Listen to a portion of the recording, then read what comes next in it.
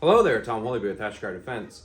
Let's talk about something important, and that is ability, opportunity, and intent. These three criteria are necessary for any defensive use of a weapon, specifically firearms. Now, Steve here, I've just armed with a box cutter, and he now has the ability and the opportunity to cause me grave bodily harm or death.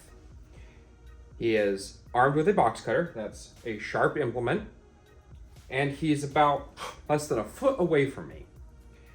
However, the question is, does he possess the intent to do me grave bodily harm or death?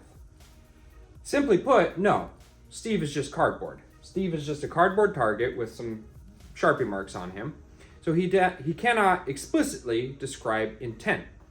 In training, we have to kind of imagine that he has the intent, and also probably imagine that he has the box cutter, because in classes I'm not putting box cutters on every target.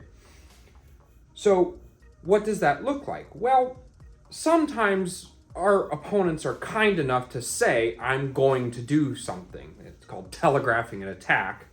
They'll say it, or they'll achieve a stance, they'll do this little number where they throw a foot back, or they'll puff up and get right in your face and get overwhelmingly aggressive with you.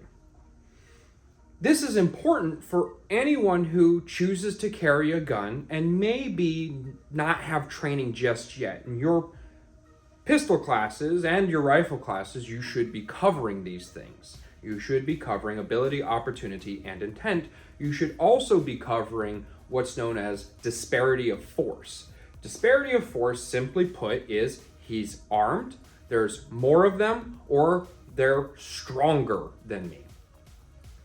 So if there were three Steves, all armed with box cutters, they would have the disparity of force against me with a handgun. This is important information. An object in the hand presents itself an inherent risk of grievous bodily harm or death. You need to understand this before you go out there with your pistola, and maybe you're feeling good about yourself or not, and you get into a situation like road rage or something else that's mundane, and you think to yourself, well, I have a gun. All 50 states have various rules and doctrines when it comes to lethal use of self-defense or any form of self-defense. It's typically going to be duty to retreat, castle doctrine, or stand your ground. Within those three exists the disparity of force continuum, or regulations, and the ability, opportunity, and intent. So you've got a total of 9 things that you have to keep track of. Usually I tell people, find out what your state's doctrines are on self-defense. So in the state of Washington, we have some form of castle doctrine, but Florida may have stand your ground. Minnesota has, I believe, duty to retreat. I could be mistaken.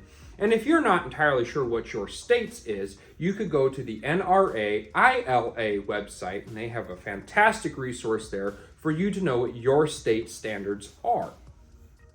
Regardless, if you have the disparity against you, and you are following the 3 rules, the 3 criteria there of ability, opportunity, and intent, you are within grounds and legal justification to use self-defense. Now, that rule and all of that gets broken once you are in violation of the law. So if you're breaking into someone's house and they show up with a shotgun, you can no longer claim self-defense because you are the one who is where they don't belong. So please keep that in mind, that if you are advancing, if you are the aggressor, if you are the one who is not choosing to de-escalate the situation, the courts can, and in many cases have, found people guilty. Now, why else would this matter? Why else does intent matter? Because it also covers once an incident has concluded. This is marked by certain cases, for example, in Florida, where a handicapped man and an able-bodied man got into a fight. The handicapped man found himself butt first on the ground, pulled out a weapon, and in that moment, the able-bodied man puts his hands up and starts backing up. Handicapped man shoots and kills this individual, And the courts found him guilty of murder, the handicapped man that is, because the aggressor was in active retreat. You can no longer utilize force on a person who is attempting to vacate or otherwise leave the situation.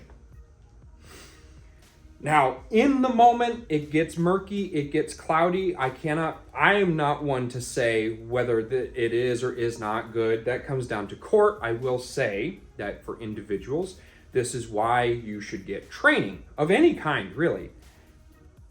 Regardless of which instructor it is you go to, they typically will address with you in the moment violence. How to delineate where I should start shooting and when I should stop shooting. And generally speaking, it is when the threat is unwilling or unable to continue the fight. And yes, this is an awful lot of legalese when what we really mean is something else, but you should also do yourself the favor and record these words into your brain so that they are what you use in common occurrence. These are your tape recordings.